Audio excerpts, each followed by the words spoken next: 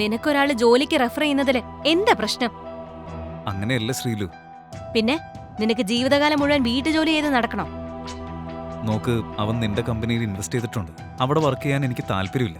നിനക്ക് മനസ്സിലാവുന്നില്ല, അവൻ നിന്നെ യൂസ് ചെയ്യാൻ. ഈ എക്സ്ക്യൂസ് ഒന്നും എനിക്ക് കേക്കണ്ട. കാരണം നിനക്കറിയില്ല എങ്ങനെയാണ് കമ്പനി മുന്നോട്ട് പോകുന്നതെന്ന്. ഇനി നിനക്ക് എന്താ സംഭവിക്കാന്നും എനിക്കറിയില്ല. അങ്ങനെയൊന്നും ഉണ്ടാവില്ല.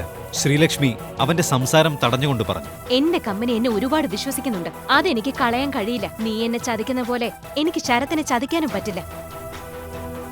ശരി ശ്രീലു, ആ ജോലി ഞാൻ ചെയ്യാം. ഇത് കേട്ട് ശ്രീലക്ഷ്മി അവന്റെ അടുത്ത് വന്ന് അവനെ കെട്ടിപ്പിടിച്ചു. ഒരുപാട് നാളുകൾക്ക് ശേഷമാണ് അവൾ അവന്റെ ഇത്രയും അടുത്ത് വരുന്നത്. ഋഷിക്ക് അങ്ങേയറ്റം സന്തോഷമായി.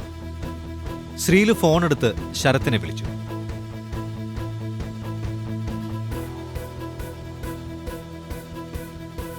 ഹായ്. ഹലോ ശരത്, നിന്നെ ഡിസ്റ്റർബ് ചെയ്തതിന് സോറി. എന്റെ ഭർത്താവ് ജോലിക്ക് റെഡിയാ. ഓക്കെ, നാളെ എന്റെ ഓഫീസിലേക്ക് വരാൻ പറയും. Thank you so much. Rishi, Sarath നിനക്ക് ജോബ് തരാൻ റെഡിയാ. എനിക്ക് ഭയങ്കര സന്തോഷായി. ഈ വാർത്ത കേട്ട ശ്രീലു ഭയങ്കര ഹാപ്പിയായി. അവൾക്ക് ശരത്തിനോടുള്ള റെസ്പെക്ട് വീണ്ടും കൂടി. നിങ്ങൾ സത്യമായിട്ടും അയാൾക്കവിടെ ജോലി കൊടുക്കുകയാണോ? അങ്ങനെ ചെയ്യാൻ എനിക്കെന്താ പ്രാന്തം? ഇത് കേട്ട മാനേജർ ഒന്നും മനസ്സിലാവാതെ ശരത്തിനെ തന്നെ നോക്കി നിന്നു. അവൻ നല്ല സത്യസന്ധതയുള്ള ജെന്യുവനായിട്ടുള്ള ഒരു മനുഷ്യനാണ്. മാത്രമല്ല, നമുക്കിപ്പോൾ ഒരു സെക്യൂരിറ്റി അത്യാവശ്യമാണ്. So why not? ഇത് കേട്ട മാനേജർ പൊട്ടിച്ചിരിച്ചു. പിറ്റേ ദിവസം ശ്രീലു ഋഷിയെയും കൂട്ടി ശരത്തിന്റെ കമ്പനിയിൽ ചെന്നു. ഇന്റർവ്യൂവിന്റെ ചിന്തയിൽ, ടെൻഷനിൽ ലോബിയിലായിരുന്നു അവർ. All the best. ഞാൻ ശരത്തിനെ കണ്ടിട്ട് വരാം. കമ്പനിയുടെ ഷെയർ വാല്യൂ എന്താ ഇങ്ങനെ ഇടിയുന്നത്? എനിക്കറിയില്ല എന്താണ് സംഭവിക്കുന്നതെന്ന്. നമ്മുടെ മാർക്കറ്റിംഗ് സ്ട്രാറ്റജീസ് എല്ലാം ഫെയിൽ ആവുകയാണ്. Do something.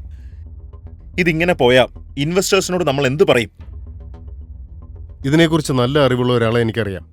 ഞാൻ ആളെ ഒന്ന് കോണ്ടാക്ട് ചെയ്യാം. എനിക്ക് തോന്നുന്നു അയാൾക്ക് നമ്മളെ ഹെൽപ്പ് ചെയ്യാൻ സാധിക്കുമെന്ന്. Then do it now. Okay.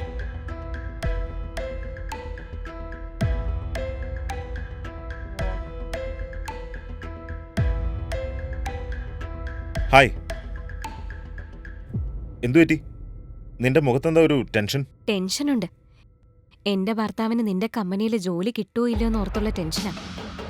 ഓ, നിന്റെ ഹസ്ബൻഡ് സമ്മതിച്ചോ? അവന് വേറെ ഓപ്ഷൻ ഇല്ലല്ലോ.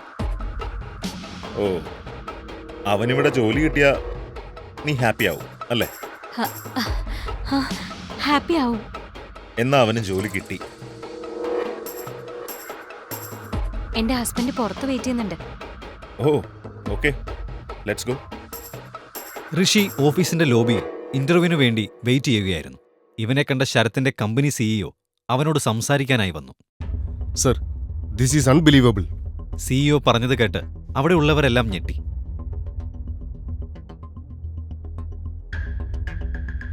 സർ, ഈ കമ്പനി വാങ്ങാമെന്നാണോ? അതേസമയം ശരത്ത് അവിടെ വന്ന് ഇതെല്ലാം കണ്ടു. ഒന്ന് മാറി നിൽക്ക്.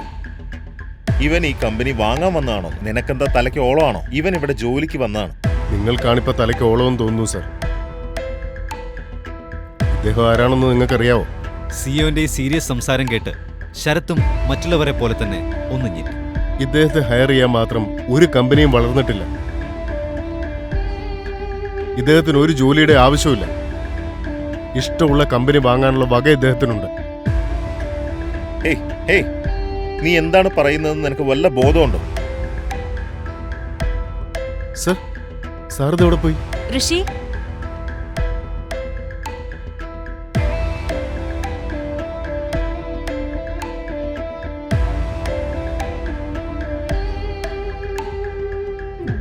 ഋഷി, ഋഷി നീ എവിടെയാ?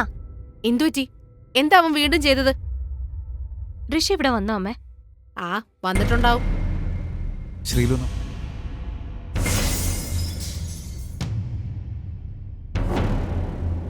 നീ അവിടെ ഇന്റർവ്യൂ കൊടുക്കാതെ എന്താ ഇറങ്ങിപ്പോന്നത്? ശ്രീലു, അത് പിന്നെ നിനക്ക് ആ ജോലി വേണോ വേണ്ടയോ പറ. ശ്രീലു, നമുക്ക് ഉള്ളിൽ പോയി സംസാരിക്കാം. ഇനി എന്ത് സംസാരിക്കാനാ? എനിക്ക് എന്നോട് തന്നെ പുച്ഛം തോന്നുന്നു. നിനക്ക് വേണ്ടി ഞാൻ ശരത്തിന്റെ കാല് പിടിച്ചു, എന്നിട്ട് നീ അവിടെ നിന്ന് ഇറങ്ങിപ്പോന്നു. ശ്രീലു, നീ എന്നെ തെറ്റിദ്ധരിച്ചിരിക്കുക. മതി, നിർത്തിക്കോ. ഇപ്പൊ എനിക്ക് എല്ലാം മനസ്സിലായി. നിന്നെ കൊണ്ട് ഒരു ഉപകാരവും ഇല്ല. എന്റെ അമ്മ ഇത്രയും കാലം എന്നോടിത് പറഞ്ഞിട്ട് ഞാനത് ചെവിക്കൊണ്ടില്ല. ഞാൻ നിന്നെ വിശ്വസിച്ചു ഇന്ന് വരെ. ഇനി അതില്ല. Such A waste. ശ്രീലു,